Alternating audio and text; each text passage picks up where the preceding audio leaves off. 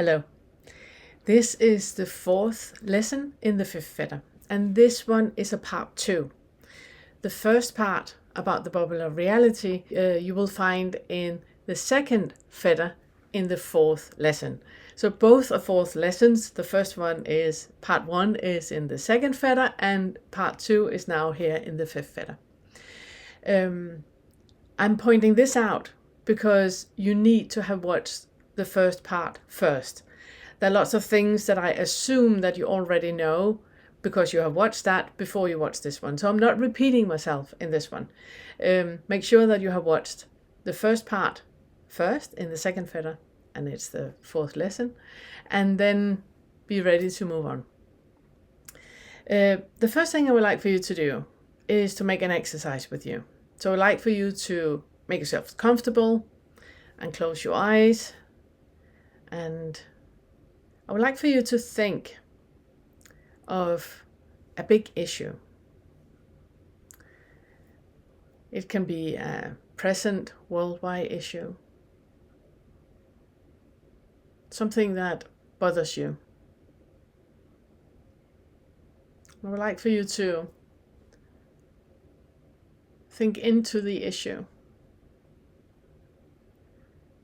and then open your eyes. And then I would like for you to write down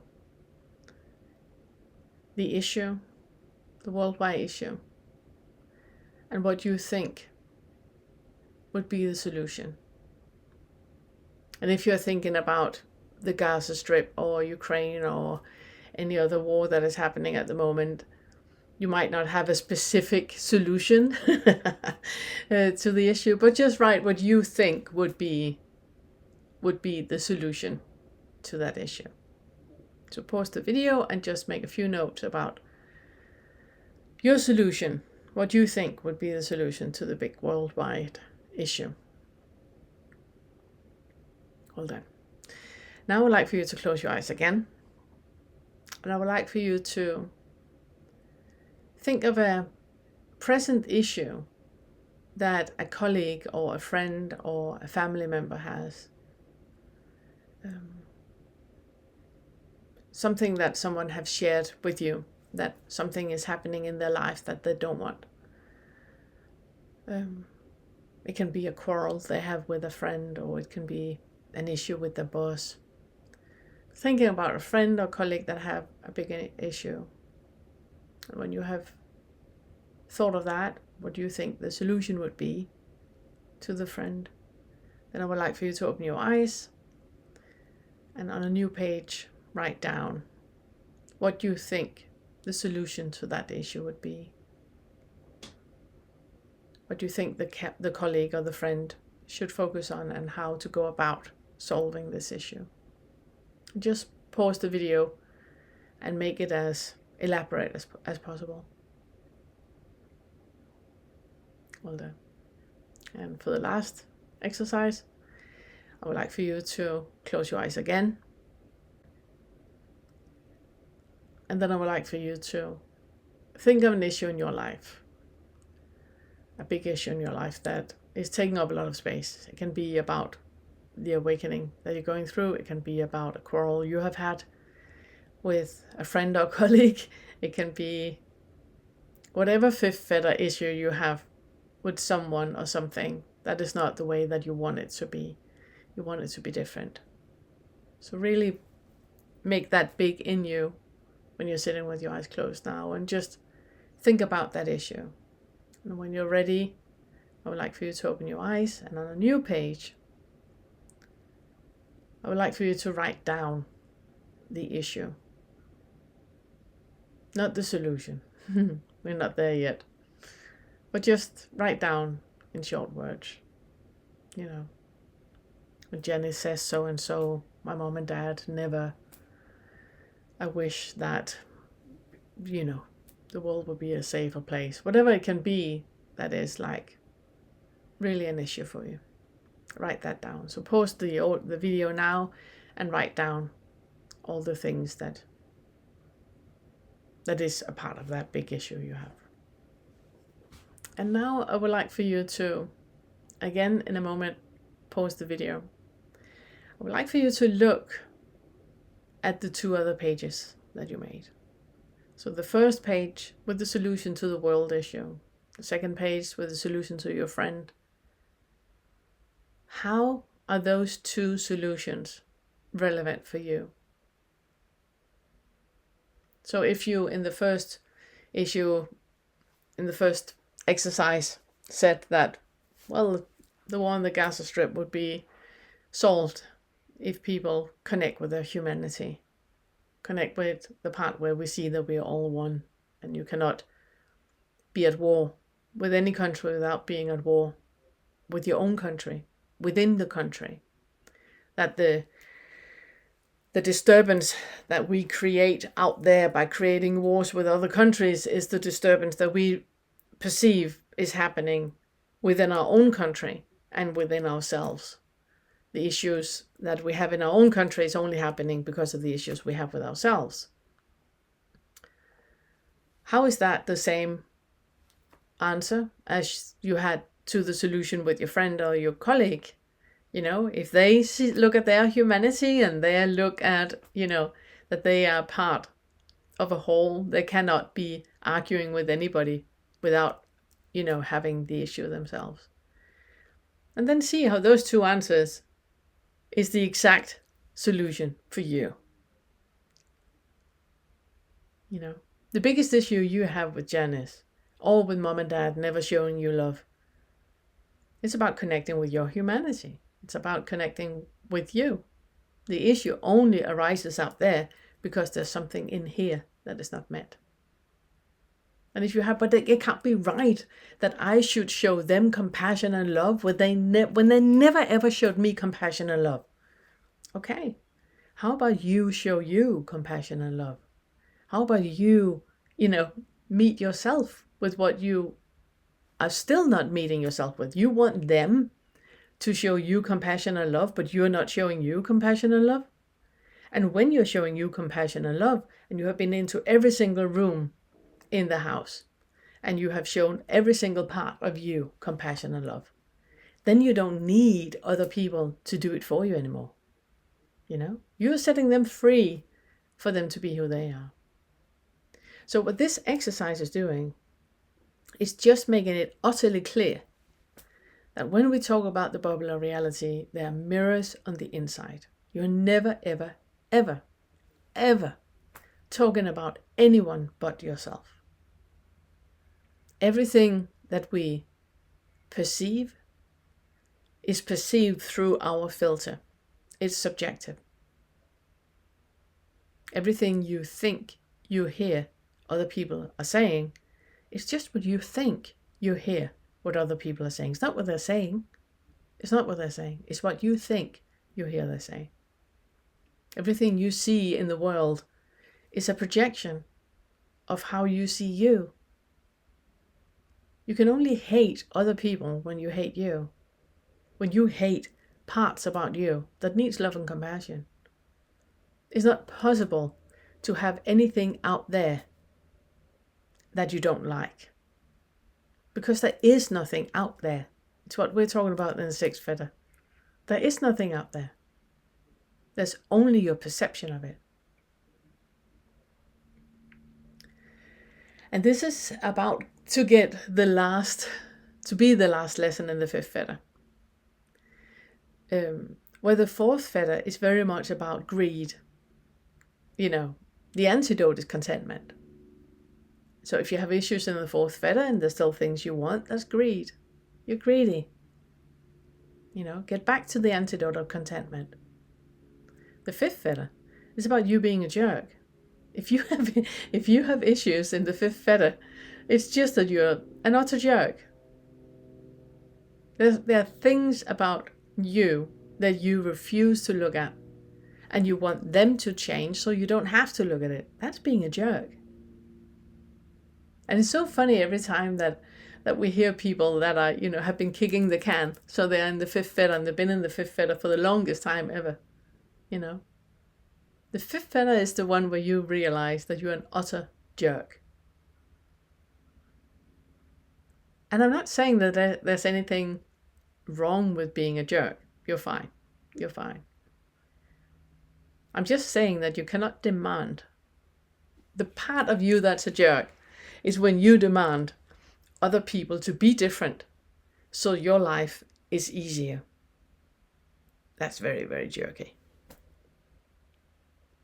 And is this really realizing that if you have issues in the fifth fetter, you're still selfing? But the way you're selfing is really, really unkind. Because you have created these arbitrary rules, that you want people to comply with. And if they're not complying with your rules, you get angry at them. You get annoyed with them. You get irritated. You have ill will and aversion towards them. That's being a jerk. You're not allowing other people to be who they are. So when we talk about the bubble of reality in the fifth fetter, where we're at now, we're at the end of the lower fives. And the lower fives is when it's a very, very crude identification. And what I would like for you to work with in this lesson, it's looking at everything about the bubble of reality. Everything about the bubble, it's mirrors on the inside. You're only seeing you. Look in the mirror, what do you see? Right? So if we take it one fetter at a time, and then we start to look at the first fetter. So the first fetter, when we talk about the bubble of reality, the first fetter is about you identifying with thought. You have a thought and you believe your thoughts to be true. It's in the first fetter that you, when you see through self, realize that there is nothing but thought. That any experience you have, it's an experience in itself by your sensory experiences, what you see, what you hear, what you feel, what you taste, what you touch, right? The identification of thought is the meaning that we add to it. So it's like you have like a 2D picture, you have like a dot on a screen, or you have an X on a screen. What the thought is doing is putting that into a 3D picture. So all of a sudden it looks like there's depth into it. It's what we in the seventh fetter talk about, creating something out of nothing. That whenever you have a thought, you believe that thought to be true. If you just sit and reflect on it right now, what is happening when you reflect, that's thoughts. You believe that there is someone that is thinking. You completely forget that thoughts are just happening. Thoughts are just happening. And the conversation that you have in your thoughts, that is the thoughts talking to the thoughts, right? And in the first fetter, we identify with the thoughts as if we are the thoughts. So the first fetter is about realizing that you're not the thoughts. The thoughts are just happening. Just like smelling is just happening. Just like hearing is just happening. And you know that is how it is, because the thoughts you have are very uniquely to you. They're very subjective and it's only yours. Other people see something and have different thoughts. And the thoughts are just a reflection on what we used to think of, how we were shaped as children, how we perceive reality, and then we have made a copy-paste of that. So that identification that we have in the first fetter, when we use the bubble of reality to look at that, then we look into the mirror and then we look at the thoughts that we have. So if you think, whatever about you, the thoughts are not true. The thoughts are just small clues pointing into the type of identification that you have right now. So you need to pull yourself up on the fifth floor where there's no judgment of anything, and it's just you observing. And when you observe your thoughts in the bubble of reality with the mirrors on the inside, you see that the thoughts, they have a certain pattern. And that pattern is part of the identification. So if you want to use the bubble of reality to dissolve the first fetter, the identification with thoughts, then you know that the thoughts are not true. So you use the thoughts as breadcrumbs pointing, arrows pointing in a certain direction. And the direction they're pointing at, that is where the identification lies. And that is how you use the bubble of reality to dissolve the first fetter. The antidote of identification is non-self. It's realizing that there is no one thinking. There are thoughts happening. There's no one smelling. There's smelling happening. There's no one in any place, anywhere, that can be thinking ever. Because if you think about it right now, you might be so into this video that you have completely forgot to think. You were just sitting and listening. So if you forgot to think, then, and the thinker is you, then where were you when you were, here? Or if you're lost in thought, if you're completely lost in thought, if you have an argument in your mind with someone, then you're not in the present moment. So where is that I while you were lost in thought, when you're dreaming during the night? Where is that I that is completely lost in the dream? There is no one there. There is no one there. It's not possible. It's just thinking happening, smelling happening, seeing happening, and it's not happening to anyone. That is why the first fetter is tied in with the eighth fetter. The eighth fetter is the conceit. And that, knowing that those two are pairs, it helps you a lot when we're working with the bubble of reality and we're looking into the first fetter. Because you can do it as well when you're working with the eighth fetter about conceit, the I am conceit. Because remember in the first fetter when I ask you to pose the question, who am I? In the eighth fetter, we remove the who, and then we just pose the question, am I?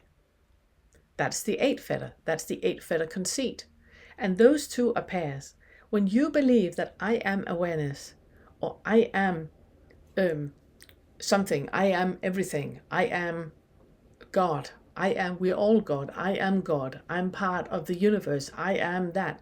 Look into that bubble, look into the mirror, see that it's paired with the first fetter about believing that I am something, the identification of it. So you use the bubble to look at where the mirrors are pointing. Oh my goodness, when I think I am awareness, there's still an identification happening. It's connected with the first one. There's still identification happening. Where is that identification taking place? So it's not about you believing in the thought that is telling you that I am awareness, for example, right? It's looking into the identification that is happening. There is no one to identify with as an I am. There is no bigger anywhere. That is just part of the identification that is happening. And that is how you can use the bubble of reality to keep looking at the mirrors that is pointing back at you. Whatever you see out there that you believe is true is just a reflection on what is going on in you, with the identification of what is going on in you. So is everything you believe is happening out there, I am spirituality, oh, are you? Are you? What is that pointing at? You having a need to be something, that is selfing, that is identification. Why do you have the need to be something? And that moves us into the second fetter. That feeling of doubt that can happen when I'm now sitting and saying, well, you're not the identification. You're not the awareness. There is no awareness anywhere. It's a concept. You can't be a concept, That points into the second fetter, into the doubt, into going like, but my goodness, if I'm not awareness and I'm not me, and I don't have a personality, then what? Then the doubt happens. And that's the second fetter. So when you remove that and say that there is no one there, you will feel, some of you will feel a little, pinch in the stomach. But if I am not here, if there is no I anywhere, I cannot dissolve that. I cannot dissolve that. I would ask you, what would happen if you do? Well, then I would never ever feel love. I would never ever, okay. Again, the mirrors are pointing at what you need your attention on. So there's clearly something in the second fetter for you to go back to. There's some identification with feeling and emotions that you believe is true, but I'm feeling angry, but I'm feeling sad, but I'm feeling shameful, I'm feeling full of guilt, I'm feeling fearful, I'm feeling all of that. And if I just let go of that, that would never be met. That would be bypassing. Yes, exactly.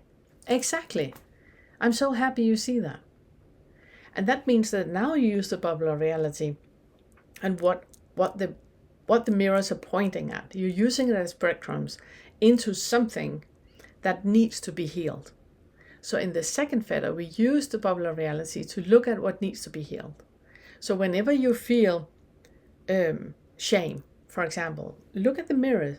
There's nothing to be shameful about. There's no you that can be shameful. So look at the mirrors, right? They're reflecting shame. Pull yourself up on the 5th floor with no judgment at all. You look at shame. Can you ever be shameful? Is shame a thing?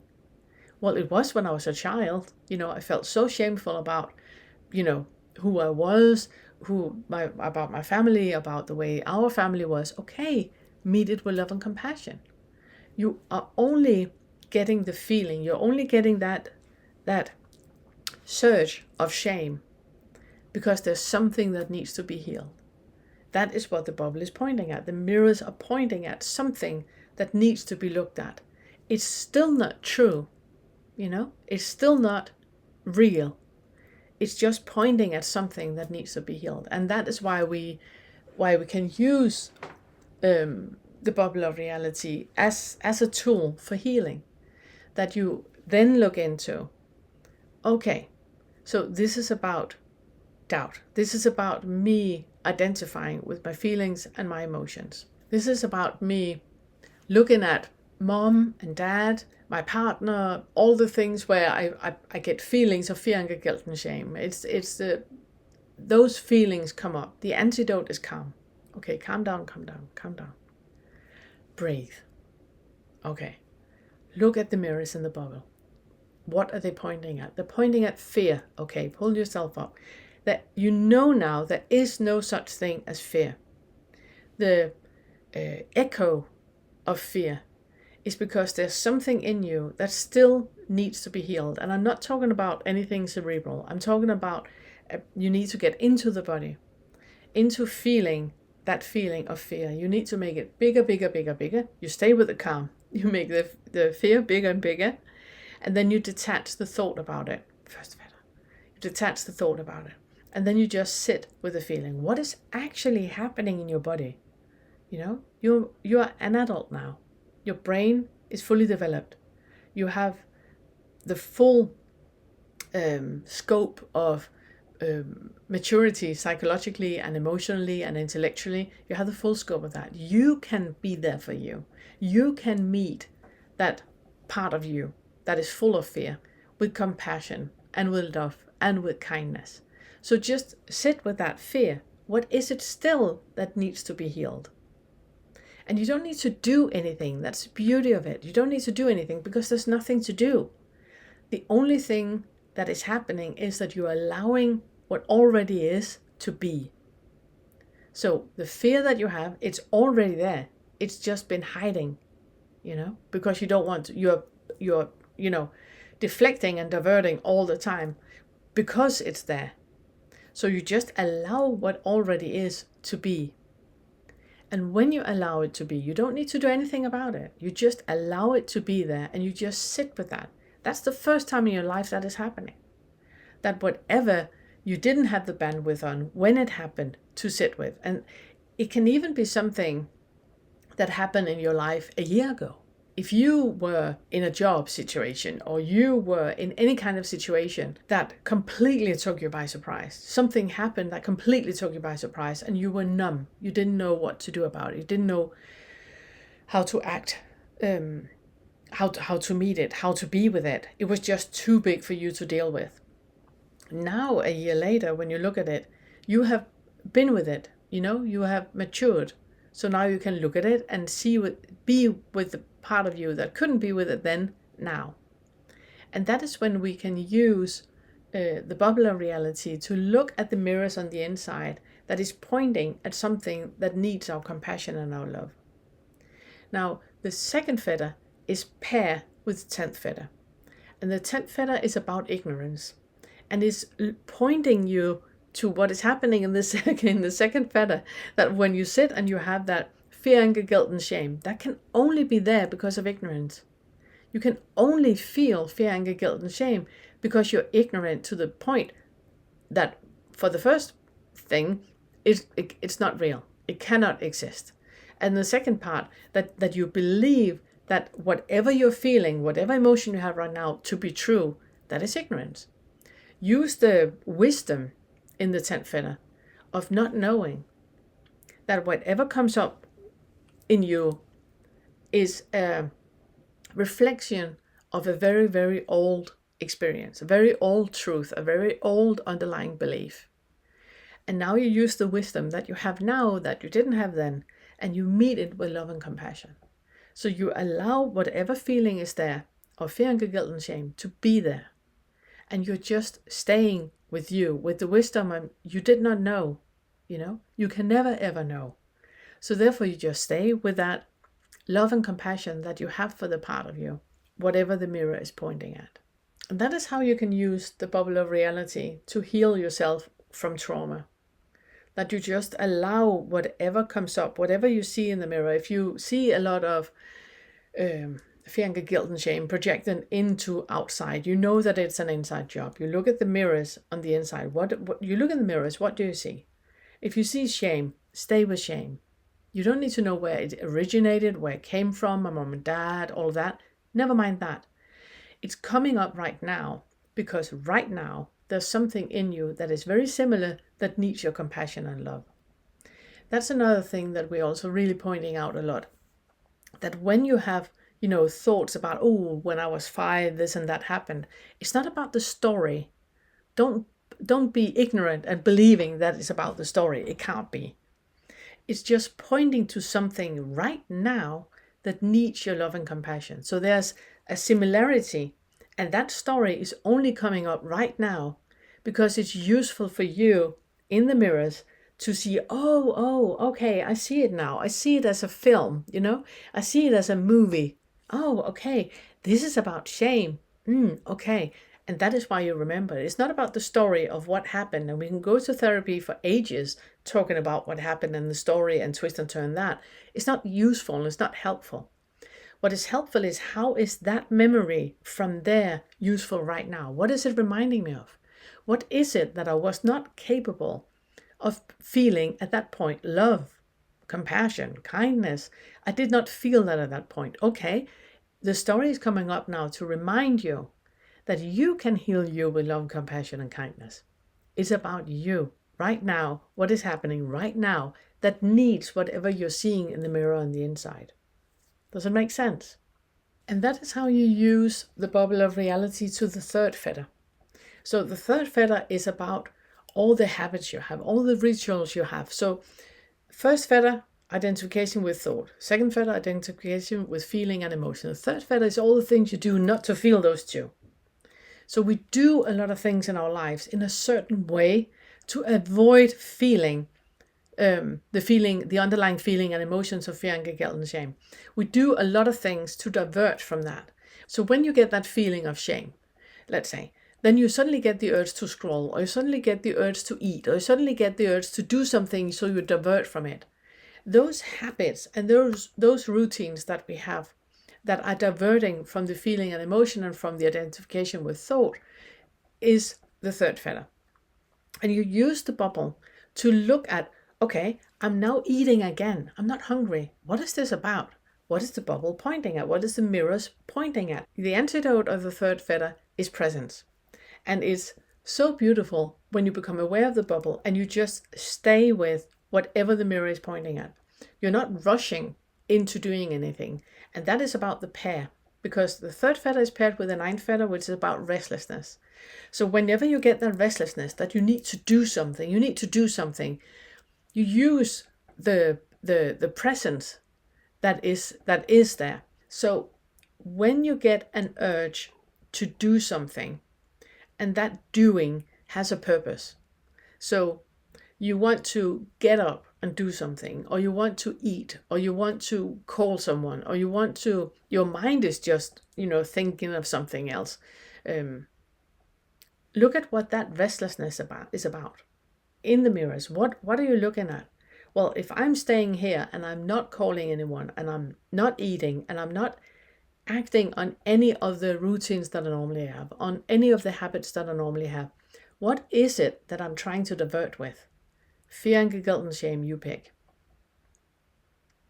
So the third fetter, when you look at it in the bubble, is when you really, really realize that there is nothing that you can do with a purpose. Whenever you think you can do with a purpose, it's a diversion for something else. And it has that undertone of restlessness. That is what we're looking at in the ninth fetter. It has that undertone of restlessness, that instead of just staying with what is, staying with that presence right now of the either identification with thought or identification with feeling and emotion, instead of just staying with that presence and just staying with it, and allowing it to be there, we are restless and trying to do something else. We're trying to divert with habits, with things that we do or things that we don't do. Any type of procrastination is here. Any type of diversion, it's here. It's because there's something underneath that you're not allowing yourself to be. You identify and believe in the feeling, the emotion, or the thought. The mirror is pointing you into a presence. It's pointing you into just being present right now. And what do you see in the mirror? Can you just stay with that? Can you stay with that? That there is nothing you can do at all. There's no one to do. There is nothing to divert from. The only thing that is just being here right now. Just experiencing what is here right now. And those three foundational fetters, when you use the bubble of reality to look at them, you will see that whichever of the other fetters you're working with, it's always coming back to those three foundational fetters. So when you believe that you are in the fourth, or you are in the fifth, or in your 6th, 7th, 8th, 9th, 10th, when you believe you are in any of those fetters, they will always point back to one of these ones. That there's some type of identification happening. There's some type of identification happening with thought, feeling, and emotion, or diversion away from it. I also want to say that the beauty with the third fetter, when we look in the bubble of reality about it, when we look in the mirrors that are pointing into it, because it's paired with the ninth, that is about restlessness and presence, really, getting back to feeling what is right now. It's also where you have the flow, where if you're not doing out of habit, and you're not doing as a diversion for anything, then there are no hooks. And then you can just completely follow that flow, that synchronicity.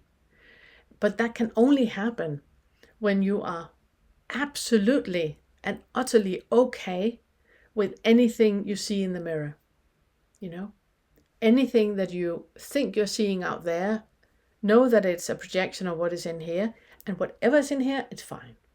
Then you can let go of it, and then you can flow, like we do in the ninth fetter. And then when we come to the fourth and the fifth, those two are pairs.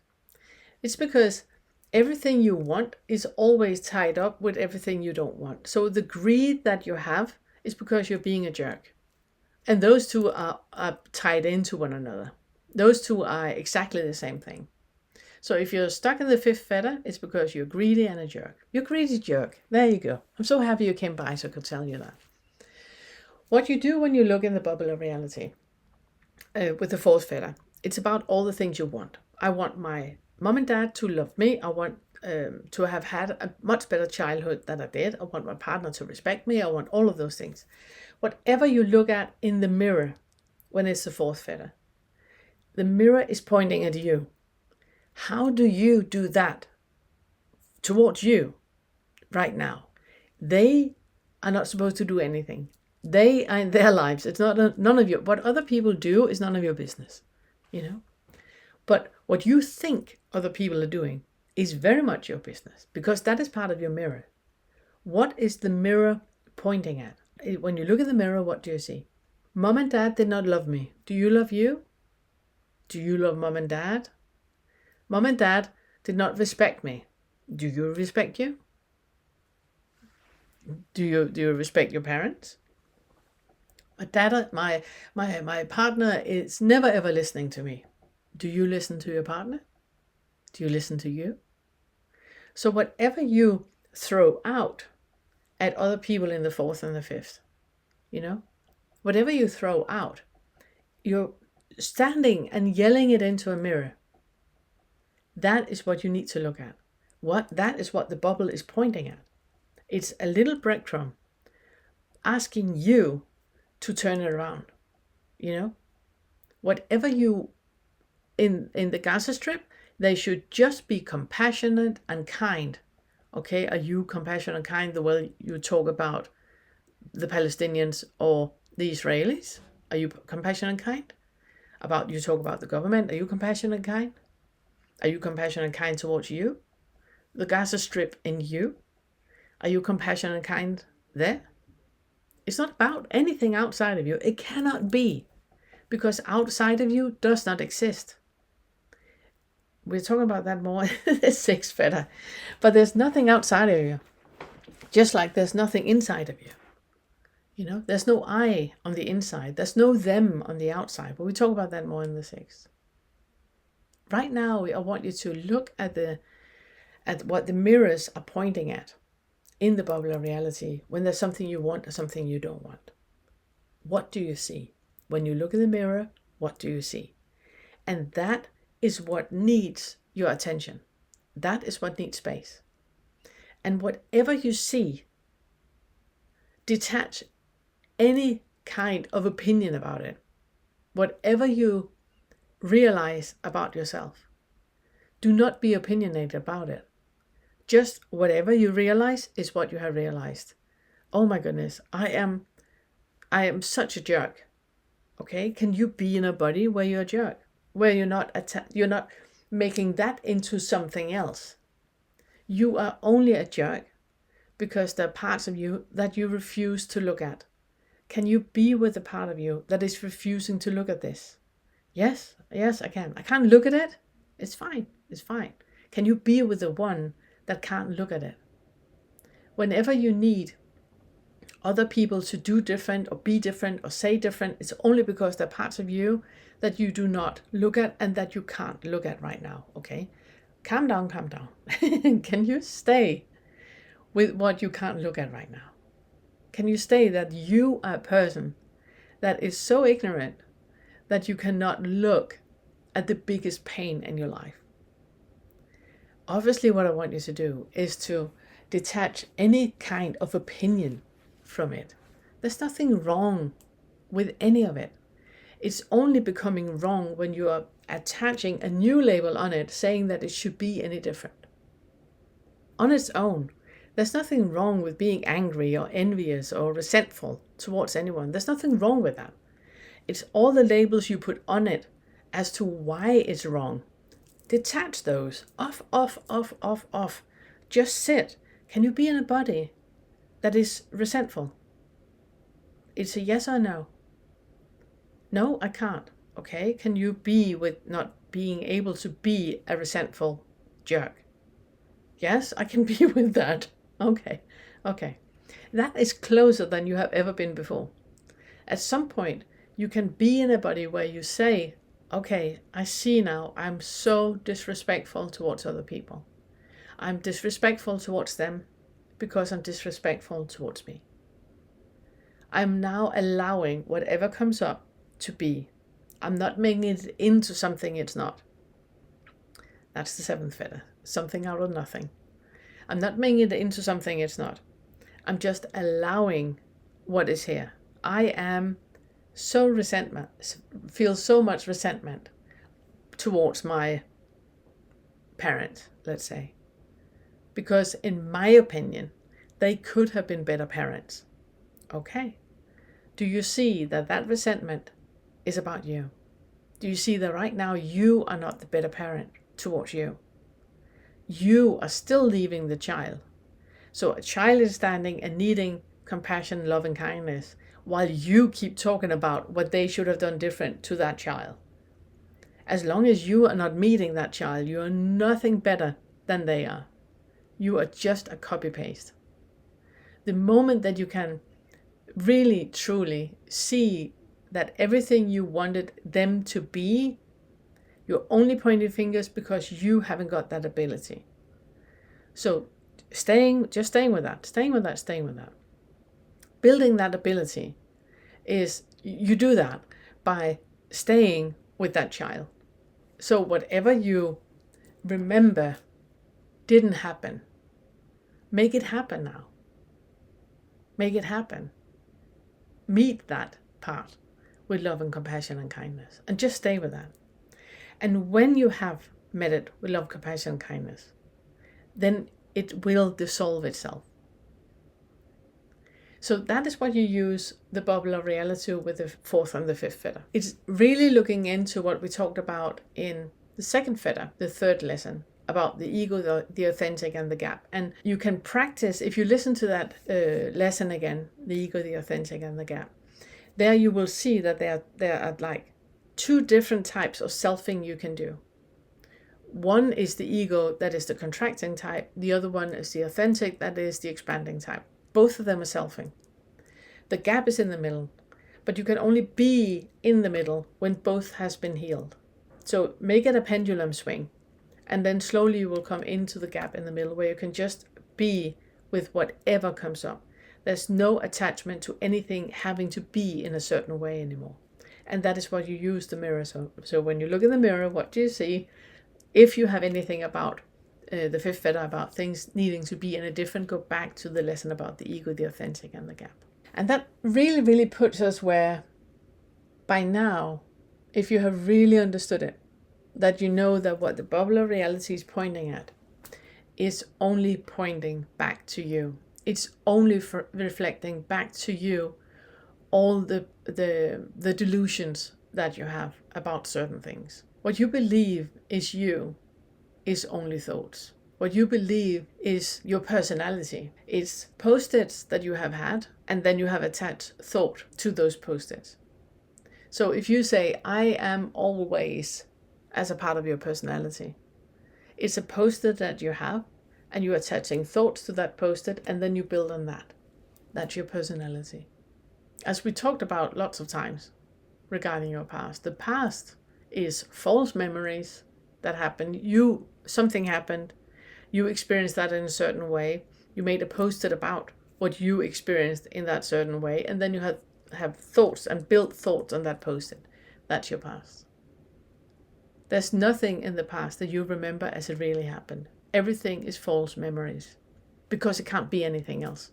Since you are only perceiving with your ears and with your eyes and what you pick up with your senses, and there are thoughts attached to what you pick up with your senses, that is a false memory. So whatever you perceive with your senses, it's just what you perceive with your senses, and then you add a post-it on it and have thoughts about that post-it. That's your past. That's your past. And that actually takes us a little bit closer into the sixth fetter, because what you perceive as reality, it is what you perceive with your senses, what you see, what you hear, what you feel, what you taste, what you touch, right? And then you have a thought attached to that. And that is what you call reality. But what you perceive is still judged by you. And you're judging that with the bullshit backpack that you have. You're judging that with what you have a previous experience about. So when you see a strawberry, you don't think about that strawberry that's right there. You pull up the post-it from your bullshit backpack. And then you say, this is a strawberry, and it's I'm allergic, or I love it, or something like that. That has nothing to do with the strawberry right in front of you. In the sixth fetter, we are dissolving the strawberry too, but let's wait with that a bit. What is happening right now in your direct experience? It's only a subjective perception. It's only a subjective perception. And what we have done with the lower fives is trying to get you back all the time to what do you experience in your direct experience right now. And we have made that into being something. In the sixth feather, we're even dissolving that. It's not even anything. It's just what is perceived, but there's no one to perceiving it. So what you perceive with your senses is a subjective opinion on a loop. And that is what you call reality. And this takes us into the part of the bubble of reality where it's actually really, really beautiful. Because if you have truly understood everything that we have talked about in all the lessons until this point, until now, then you know there's no thought, there's no thinker, there's no feeling and emotions. Your past didn't happen. All the fear and guilt and shame that you had in you, it's not real. It's only there to point at something that needs to be met. And when you have been into every single room, then you are in a position where I want you to start to guide. And it's where you can use the bubble of reality, your perception of what is happening. You can use that when you're guiding. Because whatever you hear other people are saying, it's a reflection of you. If you have been into that room, you can have compassion to the person in front of you that is feeling fear, anger, guilt, and shame. So you have already been in the room. You have no need for that to be in a certain way. You can allow the other person to be with their fear, anger, guilt, and shame without needing that to go away. You know what a great insight it was for you to realize and to being with that fear, anger, guilt, and shame, to being with the experience that you had of your past, of your childhood. You know what a great gift that was, which means that you're not rushing the other person out of that experience. You are helping them to stay with it and stay with it and stay with it. And you can only do that when you have been with it, when you have stayed with yours. So there's no projection on them having to do things in a certain way so you don't have to look at you. You're way past that point. And then what you can do with your bubble of reality, it is that when somebody is standing in front of you and they are saying, you are always, and I hate you, and you are never, you know that whatever you hear, it's your ears. You know that those feelings, I recognize that. I've been in that room. I know how you feel when you are talking to other people like that, because I used to do that. So I can have compassion for you. I am all full of, all my jugs of that used to be empty, that used to need a lot of compassion and kindness and love. They're all full. They're all full. So everything you throw at me, I can meet you with love and compassion and kindness. I'm not in a deficit in any way. I'm in a surplus. And I can, whatever you perceive that you think I am doing, I know now that is your projection. You are projecting something into me because it's too difficult for you to stay with that. I can have compassion with that. I hear you. I can feel how angry you are. Can I help you in any way? You should fucking never ever do that. I understand. I'm sorry if I created, any kind of misunderstanding. I'm sorry that you feel this way. How can I help you? And that's when you can use the bubble of reality, because you recognize the feelings that the other one is pointing at you. It's also that part that when somebody is saying something to you and you feel shameful or you feel guilty, because you know there's no one to feel shameful and there's no one to feel guilty and there's nothing to be shameful about and there's nothing to be guilty about. You have the surplus, so you can know, now you know that the topic in the other person is about guilt and shame, which means you can pose a question. You can ask the other person, not tell them that what they are experiencing is, guilt and shame. How do you know? You only know what you feel. So you can ask a question. When you have that feeling that you are experiencing right now, how does it feel to be in your body right now? Well, I don't like to be in my body when it feels like, I know, I recognize that. If I'm here with you right now, can we just sit with it together? I'm just having space with you. Can you sit with it? No, I can't sit with it. Okay. Can you sit with not wanting to sit with it? Yes, I can. And that's how you become a good guide. And when you do that, you use the bubble of reality to what it's actually supposed. It's just a concept I created, but you use it to what it's actually supposed to be used to. That every reflection you see, you look in the mirror, what do you see? Somebody's saying something, what do you see? You know it's not about you. How can you support the other person in what they are experiencing? And that is how you save the world with your awakening. Because whatever you see projected, it's not about you, and you can be with whatever you perceive as projected, if that made any sense. So you use the bubble of reality as a tool to get over yourself, to looking at what needs to be looked at, to staying with whatever needs to be staying with, what you need to stay with. You know that whatever they are saying on the outside, it cannot have anything to do with you in any way. But the experience that you get right now, the feeling that you get right now, is something that needs your attention and your care and your love. And that is your job in it. It's just to create space for whatever is coming up, for whatever has not been met yet. So when you're stuck in the fifth fetter, and when you think that they need to be different than who they are, they shouldn't talk like that, they shouldn't do like that, look at what that is pointing at in you. It's got nothing to do with them. What is it pointing at in you? Look in the mirror, what do you see? And then also look at when you start to say, they shouldn't talk like that, you shouldn't talk like that, they should talk like that, you shouldn't talk like that about them. If you are judging anybody for anything, look at how it's relevant for you and turn it around. They shouldn't talk about other people like that. Should you talk about them then like that? Should you talk about you like that? Yeah. And that is where the bubble of reality becomes really beautiful, because that is when you have only surplus towards anyone else. That whatever you see in the mirror is what you meet with love and compassion in yourself, and then you overflow and can give that to other people. Yeah, and I think that was it. I just wanted to end with this one here. That what you believe is you is only thoughts. What you regard as your personality is just post-its and thoughts.